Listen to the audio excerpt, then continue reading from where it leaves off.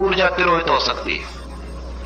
पुरुष की काम ऊर्जा जब अंतस में तिरोहित हो जाती तो तेज पैदा होता है, वही तेज ब्रह्मचर्य है। स्त्री की व्यवस्था अन्यथा है, शरीर की बायोलॉजिकली उसकी शरीर की व्यवस्था अलग है। मासिक धर्म उसका स्वेच्छा का हिस्सा नहीं, इसे थोड़ा समझ लें। पुरुष की वीर शक्ति उसकी स्वेच्छा पर निर्भर है। स्त्री की काम शक्ति उसकी स्वेच्छा पर निर्भर नहीं है, वो उस स्वेच्छा से उसमें कुछ भी नहीं कर सकती, वो उसके शरीर का हिस्सा है। इसलिए स्त्री को जब ब्रह्मचर्य में उतरना हो तो उसकी ब्रह्मचर्य की साधना पुरुष की ब्रह्मचर्य की साधना से भिन्न होगी। पुरुष के ब्रह्मचर्य की साधना में वीर्य का ऊर्ध्वीकरण होगा। पुरुष की जो ऊर्जा है वो पॉजिटिव है, एग्रेसिव है, आक्रामक है, लेकिन स्वेच्छा पर निर्भर है। उसका ऊर्ध्वीकरण हो सकता है, लेकिन स्त्री की काम ऊर्जा का ऊर्ध्वीकरण नहीं होता, क्योंकि उसकी स्वेच्छा पर निर्भर नहीं है।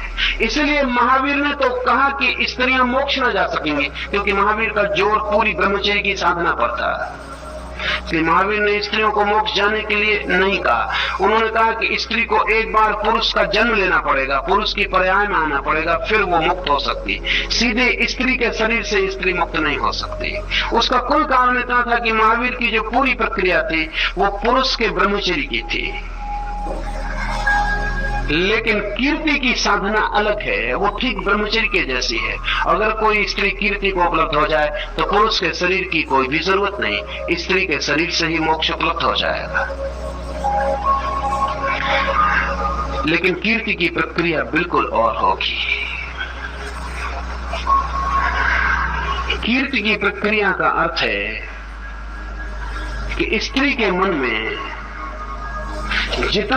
जितनी तीव्रता से मातृत्व का भाव गहन हो जाए, उसकी साधना मां की साधना होगी। वो पूरे जगत की मां हो जाए, उसके मन में एक ही भाव तरंगित होता रहे, मां होने का। स्त्री होने का भाव छूट जाए, पत्नी होने का भाव छूट जाए, सिर्फ मां होने का भाव गहन होता चला जाए। जिस दिन स्त्री के भीतर मां होने की धारणा इतनी गहन हो जाए कि अगर कोई कामातुर पुरुष भी उसके पास आके उसके हृदय से लग जाए तो भी उसे अपने बेटे का ही स्मरण हो, वो उसके सिर पर वैसा ही हाथ रख सके जैसा बेटा उसके पास आ गया हो। उसके भीतर न कोई भय पैदा हो, न कोई चिंता पैदा हो, न कोई घबराहट पैदा हो, वो उसको बेटे की तरह छाती से लगा ले। और ये अद्भुत बात है कि अगर कोई भी स्त्री किसी पुरुष को बेटे की तरह छाती से लगा ले, पुरुष की वासना तत्क्षण वही छीन हो जाएगी, वही उसी वक्त छीन हो जाएगी। क्योंकि स्त्री का जो आमंत्रक रूप है वो अगर खो जाए तो पुरुष तत्काल पाएगा कि वो शांत हो गया है। इस गुण का नाम कीर्ति है, और जब ये गुण विकसित होता है तो स्त्री पर भी एक तेज आता है, उस पर भी एक अनूठा सौंदर्य आता है। उस सौंदर्य का कोई संबंध शरीर के सौंदर्य से नहीं है। कुरूप से कुरूप स्त्री में भी अगर कीर्ति फलित हो जाए तो उसके सारा शारीरिक कुरूपता के भीतर से सौंदर्य की आभा फूटने लगती है। उसकी कुरूपता को लोग देख ही ना पाएंगे, उसके भीतर का सौंदर्य इतना हावी हो जाएगा। और सुंदरतम स्त्री को भी अगर कीर्ति ना हो तो उसकी सुंदरता ऊपर चमड़ी पर होती और थोड़ी देर में भीतर की कुरूपता दिखाई पड़नी शुरू हो जाती। इसलिए आज अगर पश्चिम में स्त्री पुरुष के बीच के सारे संबंध टूट गए हैं, दिन दो दिन से ज्यादा नहीं टिक सकते, महीने दो महीने टिक जाए तो काफी लंबे हैं, साल दो साल टिक जाए तो मानना चाहिए कि महान घटना है। उसका कारण सिर्फ इतना ही है कि सौंदर्य एकदम छिछला है। पश्चिम में आज सुंदरतम स्त्रियां हैं, संभवतः पृथ्वी पर सर्वाधिक सुंदर स्त्रियां हैं, लेकिन सौंदर्य छिछला है, स्किन डीप। जितनी चमड़ी की गहराई है उतनी सौंदर्य की गहराई है। और जैसे ही कोई व्यक्ति करीब आता है, थोड़ी देर में ही चमड़ी के सौंदर्य के पार जो विराट कुरूपता छिपी है वो दिखाई पड़नी शुरू हो जाती। वही सारे संबंधों को छीन कर जाती और तोड़ जाती। कृष्ण कहते हैं स्त्रियों में मैं कीर्ति, श्री,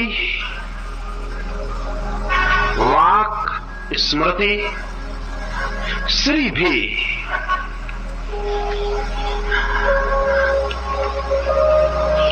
स्त्रीण गुण है। जैसे कीर्ति, कीर्ति एक साधना है, और जब कीर्ति फलित होती है और जब कीर्ति में फूल लगते हैं और जब कीर्ति घनी होती है और जब कीर्ति केवल मात्रत्व नहीं रह जाती, बल्कि जब स्त्री को ये बोध भी मिट जाता है कि मैं स्त्री हूं, क्योंकि मां का बोध भी स्त्री का ही बोध है। और कितना ही ऊंचा हो, मां होकर भी स्त्री स्त्री तो बनी ही रहती है। लेकिन जब कभी ऐसी घटना घटती है कीर्ति के आगे के कदम पर, जबकि स्त्री को यह बोध भी नहीं रह जाता कि वो स्त्री है, तब उसमें स्त्री का फूल खिलता है, तब उसमें एक सौंदर्य आता है। उस सौंदर्य को हम अपार्थिव कह सकते हैं। वो कभी किसी मीरा में दिखाई पड़ता है, कभी किसी मरियम में वो दिखाई पड़ता है, बहुत मुश्किल से। श्री, कृष्ण कहते हैं स्त्रियों में श्री मैं हूं, लेकिन जब कभी वो फूल खिलता है, वो मुश्किल से खिलता है, लेकिन जब कभी वो फूल खिलता है तो स्त्री स्त्री नहीं होती। पुरुष के प्रति पुरुष होने का जो ख्याल है वो भी खो जाता है। और जिन मुल्कों ने इस स्त्री को उपलब्ध करने की क्षमता पा ली थी, उन मुल्कों ने अपने ईश्वर की धारणा स्त्री के रूप में की, मां के रूप में की। जिन मुल्कों में स्त्रियों की साधना इस जगह तक पहुंची कि इस आंतरिक आत्मिक श्री को उपलब्ध हो गई, उन मुल्कों ने अपने परमात्मा की जो धारणा है वो पुरुष के रूप में नहीं की। इसे हम समझे थोड़ा। जर्मनी अपने मुल्क को फादरलैंड कहता है, पुत्रभूमि। हम अपने मुल्क को मातृभूमि कहते हैं, मदरलैंड कहते हैं। जर्मनी ने कभी भी स्त्री जैसी घटना नहीं देखी, उसने पुरुषों का बड़ा विकास देखा है। पुरुष के जो गुण हैं जर्मनी में अपनी चरम शिखर को पहुंचे। जर्मनी का अपने मुल्क को फादरलैंड कहना ठीक है, पितृभूमि, स्त्री गौण है, उसने कभी वैसी चरम स्थिति नहीं पाई। पश्चिम में पुरुष के गुणों ने बड़ी गहनता से विकास किया, लेकिन पूर्व ने स्त्री के गुणों को बड़ी गहनता से विकसित किया। और मजे की बात यह है कि पुरुष के गुण विकसित हो जाएं तो अंतिम परिणाम युद्ध होगा, क्योंकि पुरुष के सारे गुण योद्धा के गुण हैं, और पुरुष का जो परम ऐश्वर्य है वो उसके योद्धा होने में प्रकट होता है।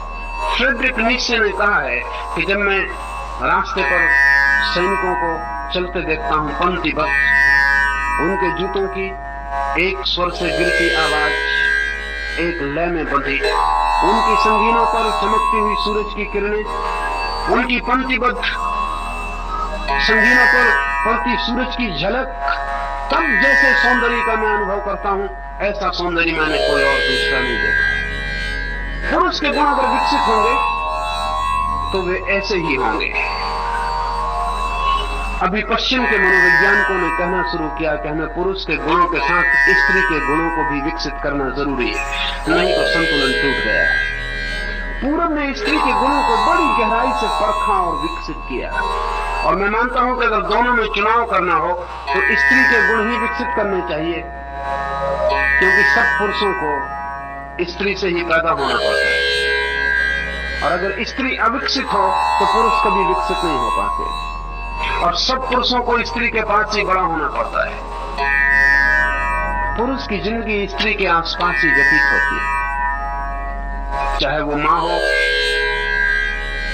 चाहे वो पत्नी हो, चाहे वो बहन हो चाहे बेटी हो, इर्द गिर्द घूमती है। स्त्री केंद्र है, पुरुष परिधि है, वो आसपास वर्तुलाकार घूमता है। अगर स्त्री के गुण विकसित न हो तो समाज बहुत दीन हो जाता है।